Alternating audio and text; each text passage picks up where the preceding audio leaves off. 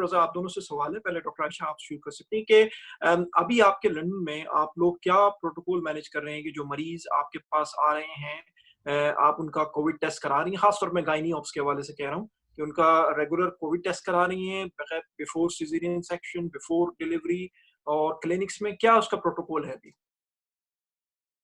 अस्सलाम वालेकुम। यहाँ हमने लंदन में जो है वो एक सिस्टम डेवलप किया है कि अगर कोई औरत जो है वो इलेक्टिव सिज़ेरियन के लिए आ रही है, तो फ़ोन पे राब्ता करके उनसे कुछ सवाल उनसे पूछते हैं। और वो उसके नोट्स में रिकॉर्ड कर लेते हैं कि वो सवाल कुछ जो हैं वो इस नौइयत के हैं कि उनको पिछले कुछ दिनों में बुखार हुआ है, जो है न्यू ऑनसेट ऑफ कफ है या खानदान में कोई बीमार है या आइसोलेट हुआ हुआ है। तो अगर तो इनमें से कुछ भी पॉज़िटिव नहीं है तो हम उस पेशेंट को जो है नॉर्मल ट्रीट करते हैं। वो नॉर्मल उसी दिन के मुताबिक आएगी और सिज़ेरियन करवाएगी। क्योंकि इलेक्टिव सर्जरी सेक्शन जो है वो काफ़ी प्लान्ड प्रोसीजर है, but at the same time उसको बहुत ज़्यादा आप डिफर नहीं कर सकते।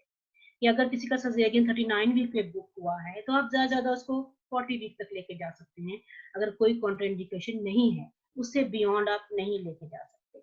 सो इसमें एक तो ये चीज़ है, दूसरी ये है कि यहाँ पे पाकिस्तान में तो यहाँ से ज़्यादा टाइम लग रहा है, यहाँ पे हमारे पास जो है वो जो स्वाब का रिज़ल्ट, अगर हम कोविड स्वाब कराते हैं, तो उसका रिज़ल्ट जो है वो 24 घंटे में आता है।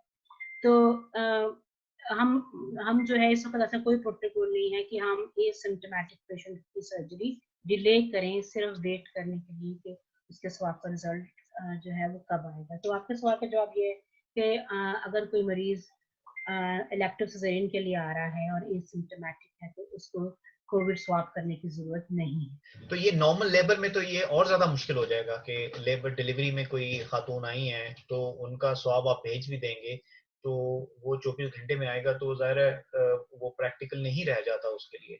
बिल्कुल, बिल्कुल और इसका सिंपल हल ये है कि अगर वो अगर तो सिम्प्टोमेटिक है, स्वाब ले लें लेकिन उसको ट्रीट करें एज़ अ कोविड। अगर एसिम्प्टोमेटिक है, तो फिर स्वाब की ज़रूरत नहीं। सो बेसिकली ये है कि हमारा सारा ज़ोर जो है उस सवालनामे पे होना चाहिए और अगर उस सवालनामे की बेस पे आपको कोई किसी किस्म का भी कोई शक है, तो आपने ये अपनी तरफ से अज़्यूम कर लेना है कि इस मरीज़ा को हो सकता है कि कोविड हो और बल्कि आप ये कहें कि कोविड है और फिर उसको डील करें।